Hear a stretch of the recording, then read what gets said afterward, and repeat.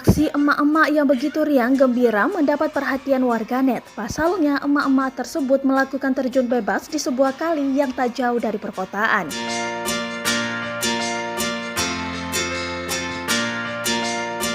Videonya diunggah akun Instagram @viralyes Selasa 21 Desember 2021.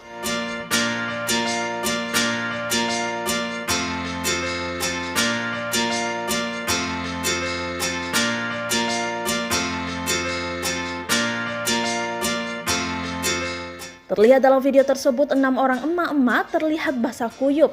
4 diantaranya mengenakan daster, sedang 2 lainnya memakai baju kaos.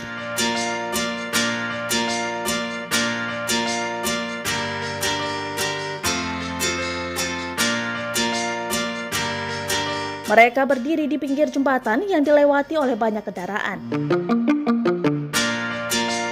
Tak lama setelah itu, mereka secara bergiliran terjun bebas di kali. Nampak kegembiraan dari raut wajah mereka.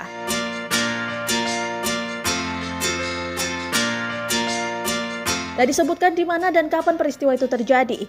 Warganet pun melihat keseruan emak-emak tersebut merasa lucu.